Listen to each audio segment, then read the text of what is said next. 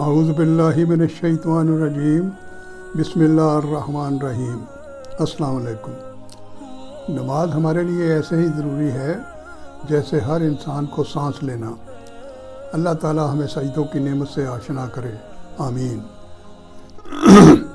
اس سے پہلے چیپٹر جو ہے وہ میں نے 7 سے لے کر 14 نمبر آیات تک حضرت موسیٰ کے متعلق بیان کیا تھا۔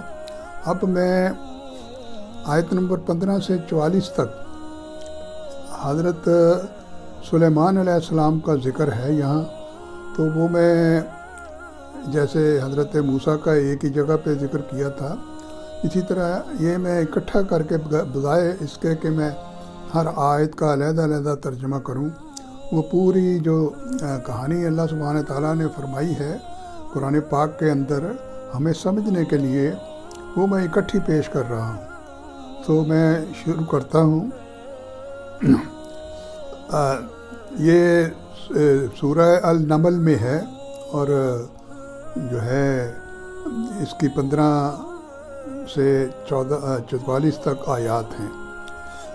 دوسری طرف ہم نے داؤد و سلیمان کو علم عطا کیا اور انہوں نے کہا کہ شکر ہے اس خدا کا جس نے ہم کو اپنے بہت سے مومن بندوں پر فضیلت عطا کی، اور داؤد کا وارث سلیمان ہوا، اور اس نے کہا لوگوں ہمیں پرندوں کی بولیاں سکھائی گئی ہیں اور ہمیں ہر طرح کی چیزیں دی گئی ہیں، بے شک یہ اللہ کا نمایاں فضل ہے۔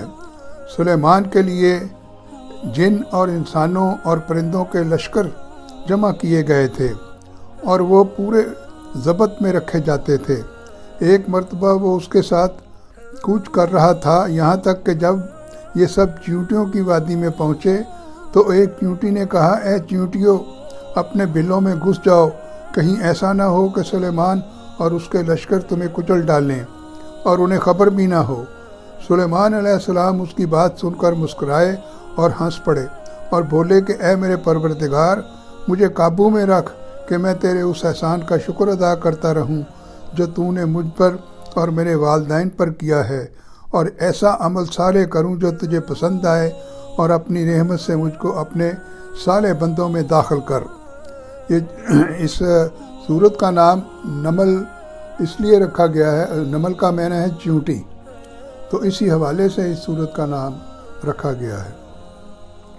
ایک اور موقع پر سلیمان نے پرندوں کا جائزہ لیا اور کہا کہ کیا بات ہے کہ میں فلاں ہدہد کو نہیں دیکھ رہا ہوں، کیا وہ کہیں غائب ہو گیا ہے؟ میں اسے سخت سزا دوں گا یا اسے ذبح کر دوں گا، ورنہ اسے میرے سامنے معقول وجہ پیش کرنا ہوگی۔ کچھ زیادہ دیر نہ گزری تھی کہ اس نے آ کر کہا میں نے وہ معلومات حاصل کی ہیں جو آپ کے علم میں نہیں ہیں۔ میں سبا کے متعلق یقینی اطلاع لے کر آیا ہوں۔ میں نے وہاں ایک عورت دیکھی ہے جو اس قوم کی حکمران ہے، اس کو ہر طرح کا سر و سامان بخشا گیا ہے اور اس کا تخت بڑا عظیم الشان ہے۔ میں نے دیکھا کہ وہ اور اس کی قوم اللہ کے بجائے سورج کے آگے سجدہ کرتی ہیں۔ شیطان نے ان کے اعمال ان کے لیے خوشنما بنا دیے ہیں اور انہیں شاہراہ سے روک دیا گیا ہے، اس وجہ سے وہ سیدھا راستہ نہیں پاتے اور اس خدا کو سجدہ نہیں کرتے جو آسمانوں اور زمین کی پوشیدہ چیزیں نکالتا ہے، اور وہ سب کچھ جانتا ہے جسے تم چھپاتے اور ظاہر کرتے ہو۔ اللہ جس کے سوا کوئی مستحق عبادت نہیں اور جو عرش عظیم کا مالک ہے۔ سلیمان علیہ السلام نے فرمایا ہم ابھی دیکھتے ہیں کیا تو سچ کہہ رہے ہو یا جھوٹ بولنے والوں میں سے ہو۔ میرا یہ خط لے جا اور اسے ان کی طرف ڈال دے، پھر ان کے پاس سے ہٹا، پھر دیکھ وہ کس بات کی طرف رجوع کرتے ہیں۔ ملکہ نے کہا اے سردارو، میری طرف ایک نامہ بزرگ ڈالا گیا ہے، بے شک وہ خط سلیمان علیہ السلام کی طرف سے آیا ہے اور وہ اللہ کے نام سے شروع کیا گیا ہے جو بے حد مہربان بڑا رحم فرمانے والا ہے۔